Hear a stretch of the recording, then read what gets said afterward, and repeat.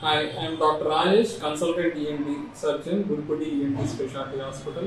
ఈ రోజు old hearing day సందర్భంగా మనం చిన్న పిల్లల్లో వినికిడి సమస్యలు ఎందుకు వస్తాయి, వాళ్ళని ఎలా మనం అంటే బేసిక్గా ఎప్పుడు డాక్టర్ దగ్గరికి వెళ్ళాలి, దానికి కావాల్సిన జాగ్రత్తలు ఎలా తీసుకోవాలని మాట్లాడుకున్నాం.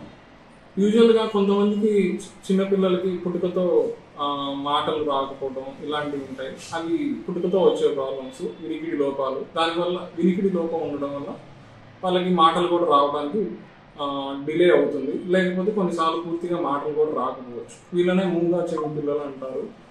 సో దీనికి ఎర్లీగా పేరెంట్స్ అబ్జర్వ్ చేసుకొని ఇంట్లో అంటే చిన్నపిల్లలు 6 నెలల నుంచి యూజువల్గా మదర్ వాయిస్ రికగ్నైజ్ చేయడం, ఆ మదర్ వాయిస్ ఎక్కడి నుంచి అయినా వస్తున్నప్పుడు తల్లి వాయిస్ వినపడగానే అటు సైడ్ తిరగటం ఇలాంటివి చేస్తూ ఉంటారు. లేదా కుక్కర్ విజిల్స్ వచ్చినప్పుడు భయపడి లేసి ఉలికిపడి వేడవటం ఇలాంటివి చేస్తూ ఉంటారు. ఇలాంటివి నేను చేయట్లేదు, పెద్ద పెద్ద శబ్దాలకు కూడా రియాక్ట్ అవ్వట్లేదు అంటే ఖచ్చితంగా అనుమానించి మీకు దగ్గరలో ఉన్న చెవి ముక్కు గొంతు డాక్టర్ కన్సల్ట్ అయ్యి ఖచ్చితంగా దానికి సంబంధించిన కొన్ని పరీక్షలు చేసి నిర్ధారిస్తారు. అంటే మీ పాపకి కానీ బాబుకి కానీ వినిపిస్తుందా లేదా అని. దాన్ని బట్టి మనం ఫర్దర్గా దానికి ఏం చేయాలి అనేది వాళ్ళు ఆ వినికిడి లోపాన్ని బట్టి చెవి మిషన్ ఇవ్వాల్సి వస్తుందా, లేకపోతే ఏదైనా వేరే ప్రాబ్లమ్స్ అంటే చిన్నపిల్లల్లో కొన్నిసార్లు కాఫ్ కోల్డ్ ఉంటుంది, దానివల్ల ఏమైనా వినిపించట్లేదు అని దానికి సంబంధించిన మందులు రాయటం కానీ, లేకపోతే పూర్తిగా వినపడకుండా ఈ బాబుకి అసలు ఫ్యూచర్లో కూడా మళ్ళీ మాటలు వచ్చే అవకాశం లేదు అనుకునే వాళ్ళకి వాళ్ళు కాక్లియర్ ఇంప్లాంట్ లాంటి సర్జరీస్ కానీ ఇలాంటివి సజెస్ట్ చేస్తారు. అది ఆ ప్రాబ్లంని బట్టి ఉంటుంది. అలాగే కొంచెం వయసు పెరుగుతున్న కొద్దీ కొంతమందికి అంటే మాటలు వస్తాయి, అన్ని బాగానే ఉంటాయి. ముందుగా అయితే వినికిడి ప్రాబ్లమ్స్ ఏముంటావు, తర్వాత కొన్నిసార్లు రావచ్చు. అంటే పెద్దగా అంటే జ్వరం రావటం కానీ, లేదా జాండీస్ లాంటివి రావటం కానీ, పుట్టిన తర్వాత నేను చెప్పేది నార్మల్గా మాటలు వచ్చిన తర్వాత మెదడు వాపు అంటారు, మెనింజైటిస్ ఇలాంటివి వచ్చినప్పుడు కూడా వినికిడి లోపాలు రావచ్చు. అలాంటిది వచ్చినప్పుడు వెమ్మటే రికగ్నైజ్ చేసుకొని చెవి ముక్కు గొంతు డాక్టర్ని కన్సల్ట్ అయ్యి దానికి సంబంధించిన నివారణ చర్యలు కానీ, అంటే కొన్నిసార్లు మెనింజైటిస్ వల్ల చెవు యొక్క లోపలి చెవిలో కాక్లియా అంటారు, అది ఊడిపోవటం లాంటివి జరుగుతూ ఉంటాయి. సో దాన్ని ఊడిపోకుండా, అది ఊడిపోతే ఏమవుతుందంటే వినికిడి లోపం చాలా ఎక్కువగా అవుతుంది. తర్వాత దాన్ని రికవరీ చేయడం కూడా చాలా కష్టం. ఇది ఒక విధంగా ఎమర్జెన్సీ సిచ్యువేషన్ లాంటిది. అలాంటి సిచ్యువేషన్లో మీరు చెవి ముక్కు గొంతు డాక్టర్ని కలిస్తే వాళ్ళు దానికి సంబంధించిన నివారణ చర్యలు కానీ, ఫ్యూచర్లో దానికి ఇబ్బంది అవ్వకుండా ఏం చేయాలనేది కూడా ముందుగా వాళ్ళు చెప్పే అవకాశం ఉంటుంది. అండ్ ఇంకా ఇలా కాకుండా మనకి తరచుగా జలుబు చేయడం, అంటే చిన్నపిల్లల్లో ఎక్కువగా ఉండే సమస్యలు ఏంటంటే వినికిడి పరంగా సడన్గా మీ పిల్లవాడు పక్కన కూర్చుంటారు, మీరు పిలుస్తూ ఉంటారు, వాళ్ళు పలకరు, ఏమంటే తొందరగా అంటే వినిపిస్తుంటుంది, మాటలు వస్తాయి, అన్నీ ఉంటాయి, కానీ కొన్నిసార్లు కొంచెం మువ్వావుగా ఉండటం, ఎక్కడో ఉన్నట్టు ఉండటం, మీరు పిలిచినప్పుడు ఇలా బిహేవ్ చేస్తూ ఉంటారు. ఇది బేసిక్గా పిల్లలకి ఆటైటిస్ మీడియా అంటారు. అంటే చెవు కర్ణవేరి వెనకాల నీరులాగా చేరటం కానీ, లేకపోతే చెవు జలుబు వీటి వల్ల ఏమవుతుందంటే చెవుకి ముక్కుకి ఉండే ట్యూబ్ ఉంటుందండి, ఇస్టేషన్ ట్యూబ్ అంటారు. ఇవి చిన్నపిల్లల్లో ఈ టాన్సిల్స్ ఎడినాయిడ్స్ వల్ల ఆ ఇన్ఫెక్షన్ అనేది ఆ ట్యూబ్ ద్వారా చెవుకి స్ప్రెడ్ అయ్యి కొంచెం చెవు కర్ణవేర వెనకాల నీరులాగా చేరుతుంది. దానివల్ల కూడా ఇలా ముబావుగా ఉండటం. ఇప్పుడు మనం ఒక విధంగా చెప్పాలంటే చెవులోకి నీళ్లు పోతే గుమ్ముగా ఎలా ఉంటుందో, లేకపోతే ఒక మనం బావిలో కనుక మళ్ళీ స్విమ్మింగ్ పూల్లో తలకాయ పెట్టినప్పుడు గుమ్ముగా ఎలా ఉంటుందో అలా ఉంటుంది. దానివల్ల అంత తొందరగా రెస్పాండ్ అవ్వదు.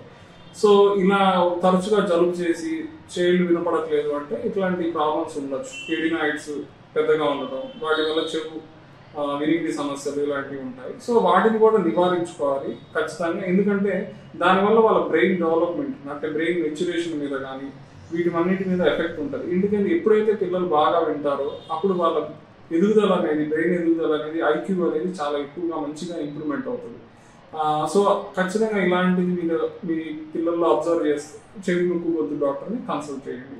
అండ్ కొన్నిసార్లు కొంతమంది చిల్డ్రన్కి ఈ ఎడినాయిడ్స్, టాన్సిల్స్ ఇన్ఫెక్షన్స్ తరచుగా జలుబు రావడం వల్ల ఇట్లా చెవులో నీరు ఫామ్ అయిన తర్వాత అది చెవులో రంధ్రం అయ్యి నీరులాగా కానీ అలాంటివి చిన్నలాగా రావచ్చు. సో దాన్ని మనం క్రానిక్ ఆటైటిస్ మీడియా అంటారు. అంటే అదొక మధ్య చెవులోని ఇన్ఫెక్షన్ అన్నమాట. దానివల్ల రంధ్రం అయిపోయి తరచుగా చీము కారుతూ ఉంటుంది.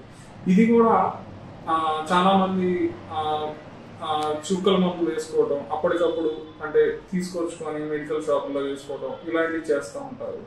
సో అలా చేయటం కూడా కరెక్ట్ కాదు. మీరు ఖచ్చితంగా చెవిముక్కు డాక్టర్ని కన్సల్ట్ అవ్వాలి. అండ్ ఆ రంధ్రం కనుక ఎక్కువగా ఉంటే యూజువల్గా మందులతో దాన్ని తగ్గించడానికి ప్రయత్నిస్తారు.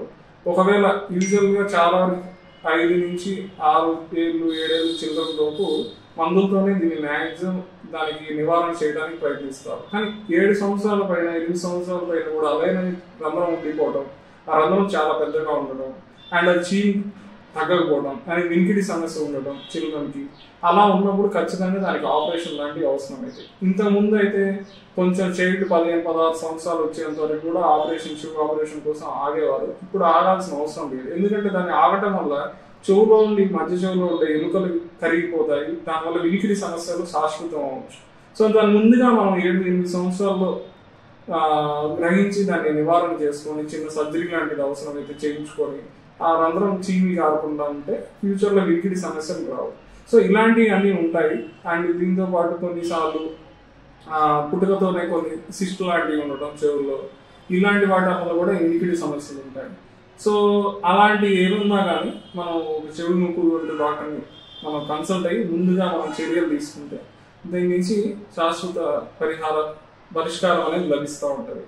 సో ఇలా ఈ వరల్డ్ హియరింగ్ డే పరంగా నేను చాలా మందికి చెప్పేది ఏంటంటే, ఇంకొక ముఖ్యమైనది, చాలా మంది చిన్నపిల్లలు ఇప్పుడు సెల్ ఫోన్స్ ఎక్కువ యూజ్ చేయడం అండ్ ఇయర్ ఫోన్స్ యూజ్ చేయడం ఇలాంటివి బాగా ఎక్కువ అయ్యాయి.